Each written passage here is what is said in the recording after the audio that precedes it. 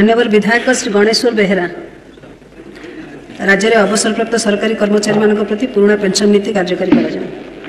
बाचस्पति महोदय एक गुरुत्वपूर्ण प्रसंग रे मु राज्य सरकार दृष्टि आकर्षण करी निवेदन करने को चाहे जे राज्य में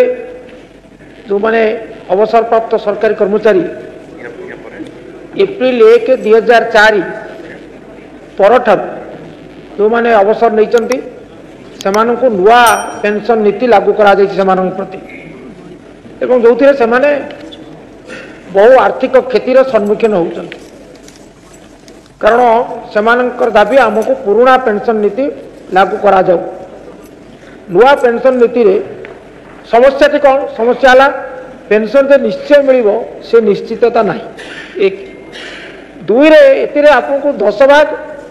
निजे कंट्रीब्यूट करने को पड़ो एवं 3 रे जेते बेले national judicial commission judicial service रे नुआ पेंशन नीति लागू करने मना कर तेणु जो माने विचार विभाग रे कर्मरत से माने नुआ पेंशन पाइबे नाही एटा जातीय जुडिशियल कमिशन निर्देश तापरे सीएजी तांकर जो रिपोर्ट रे इतने अनेक असंगति अच्छी से विषय मध्य दर्शे एवं आउ गोटे बड़ असुविधा है ये समस्त 100 कर्मचारी अवसर प्राप्त पाइबे पेंशन व्यवस्था ना तेणु से चाहती पुराना पेंशन रे प्रथम लाभ है जे तांकर शेष मास दरमा अवसर समय जो मास शेष समय दरमार अधा पाइबे आश्वस्ति द्वितीय कथा है से निजर किसी कंट्रीब्यूशन ना तृतीय जिते मुद्रास्फीति हम से सहायता मिल डीएनएस महंगा भत्तार प्रावधान अच्छी परिवार अंतर्भुक्त अच्छा फैमिली पेंशन योजना एवं जहाँफल सामाजिक निरापत्ता रही एवं ये गृह दृष्टि आकर्षण करने चाहे 5 राज्य छत्तीसगढ़ राजस्थान हिमाचल झारखंड पंजाब एवं 6ठ राज्य कर्णाटक पुराना पेंशन देवा निष्पत्ति घोषणा कर सुतरां नुआ सरकार नुआ नीति अनेक नवाई घोषणा कर ये अवसर प्राप्त कर्मचारी यही निष्पत्ति घोषणा कर विचार करने को आपण जरिया सरकार को एवं विशेषकर मुख्यमंत्री महोदय को अवसर प्राप्त कर्मचारी मान तरफ निवेदन करने को चाहे। धन्यवाद। जय जगन्नाथ। संग्रामी अभिनंदन। आपण जानी गत 7 दिन है जो ओडिशा विधानसभा डिजिटल घेराव कराऊँगी से बहुत संख्यार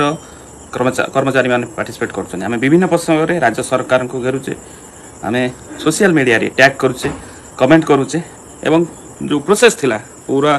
314 ब्लॉक रु राज्य सरकार को घेरवे आपण माने भावुथे सोशल मीडिया रे कौन प्रभाव पड़े सोशल मीडिया रे प्रभाव या जे आम राज्य सरकार समस्त जनाऊे जे आम दाबीटा घरे रहीकि समस्त को जनइबा ये प्रसंग कौन जो स्वास्थ्य बीमा कौन पुराना पेंशन कौन 6 वर्ष आड़ कौन ये जो प्रसंग रही समस्त जानवा दरकार सांबादिक बुद्धिजीवी एवं कर्मचारी मान भर अवेयरनेस जानापी आम 4 लाख लोकों पुराना पेंशन हेल्थ पाए 8.5 लाख रिटायर्ड 3.5 लाख 5 लाख होती कर्मचारी अच्छा से जो लड़ाई लड़ुचे आम आशा करुचे जे ये लड़ाई बहुत जल्दी आम किसी मात्रा रे जो हेल्थ इंश्योरेंस अच्छी राज्य सरकार सहित किसी अधिकारी सहित आम आलोचना भी करुचे जे आशा करुचे जे हेल्थ इंश्योरेंस टाक राज्य सरकार ग्रहण करिपारंती कारण विभिन्न राज्य हेल्थ इंश्योरेंस सरकार ग्रहण कर सारी पुराना पेंशन भी बहुत राज्य में अच्छी देखा जो आम तो लड़ाई लड़वा आसंता काली को प्रसंग हम आपण मैंने कमेंट माध्यम कहतु जे आम काली जो 11टा बेले लड़ाई माने घेराव हम से को प्रसंग रे घेराव हम आपण मैंने सहयोग करूँ आम सबू नेतृत्व सबू एक सबू कर्मचारी एक आम लड़ाई लड़ुचे आम ए 1% लोक को जोड़ी पार्चे 4 लाख 4,000 भाया लोक को जोड़ी पार्चे सेटा को आम 40,000 रे करबा तापरे धीरे धीरे धीरे 4 लाख जोड़ी है सबू विभाग रो कर्मचारी एवं शिक्षक नेतृत्व ब्लॉक नेतृत्व जिला नेतृत्व समस्त को अनुरोध करा जो न्यूज होची कि जो कमेंट होती से जोड़ू आम 10 जन को टैग कर फेसबुक आईडी 10 जन को टैग कर आउ 10 जन जोड़ुं गोटे चेन प्रोसेस रे आम पूरा घेराव करुँ मोर विधायक आउ माननीय सांसद माननीय विधायक को टैग करुँची मुख्यमंत्री की विरोधी दल नेता उपमुख्यमंत्री एवं स्वास्थ्य सचिव अन्य सचिव माने मंत्री मान को टैग कर समस्ते जानवा दरकार आम हक आज छुट्टी दिन होते आप घरे रहीकि आम आज जो जोड़ कार्यक्रम रखुचु कर्मचारी जोड़ आज पूरण करेंगे काली 11 आम सोशल मीडिया समस्ते कार्य बंद न करिकी आमर हक और स्वाभिमान लड़वा आशा करूँ आप समस्ते एक होइकी निज हक लड़े। जय जगन्नाथ। नमस्कार। इनकलाब जिंदाबाद।